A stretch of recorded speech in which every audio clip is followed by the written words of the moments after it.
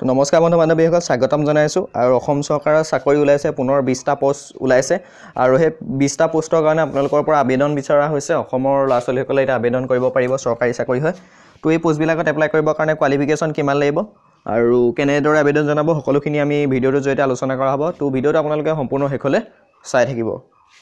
তো এডভাৰটাইজমেণ্টটো আহিছে BTC Kokrajhar recruitment 2019 ইয়াত বিভিন্ন ধৰণৰ পোষ্ট খালী হৈছে তো সকলোবিলাক পোষ্টৰ টোটেল মুঠ হৈছেগে 20টা আৰু বডোলেণ্ড টেৰিটৰিয়েল কাউন্সিল কুকুৰাঝাৰ যিবিলাক পোষ্ট আছে লাষ্ট ডেট দিছে 15 মাৰ্চত আৰু ডিপাৰ্টমেণ্ট হৈছে ইণ্ডাষ্ট্ৰি এণ্ড কমাৰ্চ বিটিসি প্ৰথম পোষ্ট হৈছে এক্সটেনশ্যন অফিচাৰ টোটেল পোষ্ট আছে 10টা তাৰ কাৰণে আপোনালোকৰ এডুকেশ্যন কোৱালিফিকেশ্যন লাগিব 3 বছৰ আপোনালোকৰ ডিপ্লোমা কৰা হ'ব লাগিব ভালেমান দিছে 3 বছৰ আপোনালোকৰ ধৰি লওক কেমিকেল আছে মেকানিকেল আছে civil textile computer plastic processing electronics and instrumentation engineering যদি আপোনালোকে পঢ়িছে পলিটেকনিকত তেতিয়াহ'লে আপোনালোকে পোষ্টবিলাকত এপ্লাই কৰিব পাৰিব বয়সটো দিছে 18 বছৰৰ পৰা 38 বছৰ হ'ব লাগিব লগতে আপোনালোকৰ ইলেকশ্যন থাকিব 3 বছৰ 5 বছৰ 2 নম্বৰ পোষ্ট হৈছে ষ্টেনোগ্ৰাফাৰ গ্ৰেড 3 হয় টোটেল পোষ্ট আছে 4টা তাৰ কাৰণে আপোনালোকে গ্ৰেজুৱেট কৰা হ'ব লাগিব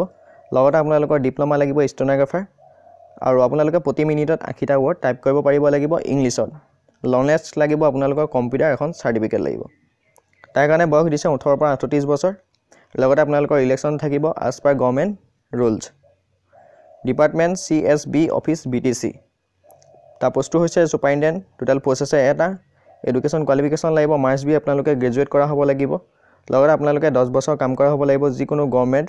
ডিস্ট্ৰিক্ট সাব ডিভিজন ব্লক এইবিলাকত আপোনালোকে 10 বছৰ কাম কৰা হ'ব লাগিব তাৰপিছত আহিলে senior assistant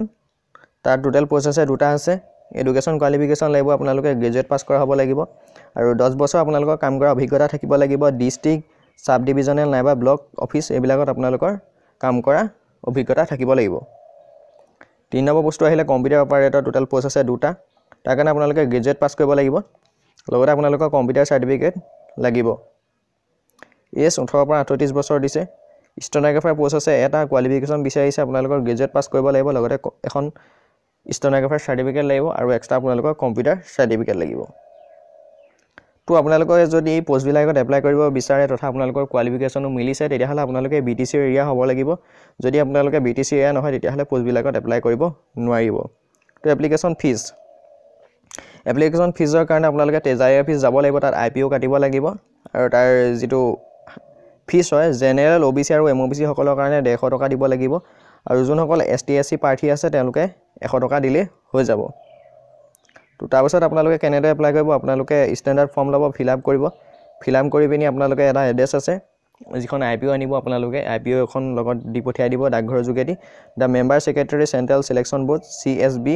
BTC post office road Kokrajhar তো আপোনালোকে এই এড্ৰেছটোত পঠাই দিব লাষ্ট ডেট হৈছে